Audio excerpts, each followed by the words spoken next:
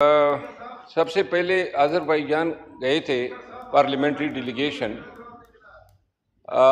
وہاں الیکشن ہو رہے تھے. جو 1 تاریخ کو الیکشن ہوئے, جنرل الیکشن. 125 ممبر پارلیمنٹ کا الیکشن ہوا.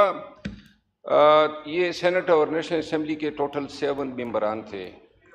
اتفاق سے ادھر ہی پتہ چلا کہ ماہرین کے طور پہ وہاں کی حکومت نے ہمارے چیف الیکشن کمشنر صاحب کو بھی بلایا تھا. تو وہ گئے اور وہاں شاید انہوں نے ٹاکس کی. ان کی جو ماہرانہ خدمات سے مستفید ہوئے آذربائیجان کی حکومت. اور بڑی اچھی بات ہے, ہمارے پاکستان میں بھی چیف الیکشن کمشنر نے تاریخ میں پہلی دفعہ ایسے ٹرانسپیرنٹ الیکشن کرائے کہ پوری دنیا میں جو ہیں جے جے کار ہو رہی ہیں, افرین کی صدائیں آ رہی ہیں.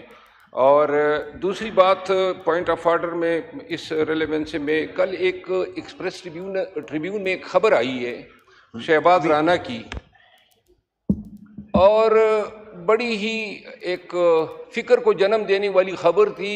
خبر میں یہ بتایا گیا کہ 102 بلین PKR اس کا ڈیفیسٹ پڑا ہے اگست مہینے کی ٹیکس کلیکشن میں. 898 جو ہیں وہ ٹارگٹ تھا, لیکن جو انہوں نے کلیکشن کی ہیں وہ 796 بلین.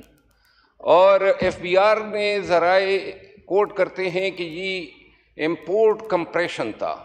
یعنی ریزن یہ ہے, گزارش یہ ہے کہ یہی FBR 2007 کے ایک SRO کا فائدہ اٹھاتے ہوئے صرف 2023-24 میں انہوں نے 200 ارب روپے کی ٹیکس چھوٹ دی ہے اس ایکوپمنٹ یا میٹیریل کے امپورٹ میں, جو رشکئی جیسے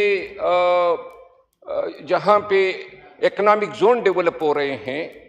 اب اس میں اتفاقی بات یہ ہے کہ بڑے بڑے کارخانے بننے ہیں, لیکن فورک لفٹرز آ رہے ہیں جو کہ اوپن مارکیٹ میں آسانی سے بک جاتے ہیں. اب کیا FBR اور یا جو ہماری یہ BOI ہے, انہوں نے اس کا کوئی آڈٹ کیا ہے کہ جو ایکوپمنٹ یا مٹیریل 100% ڈیوٹی کی چھوٹ کے ساتھ پاکستان آتا ہے. لمبی تقریر تو نہیں ہو سکتی نا جی پوائنٹ آف آرڈر پہ. آپ کا پوائنٹ آ گیا, اب کسی اور دوسرے ممبر کو موقع دیں, وائنڈ اپ کریں پلیز. جواب اگر آ جائے تو میں مشکور ہوں گا. جی آپ شکریہ. جی سعد وسیم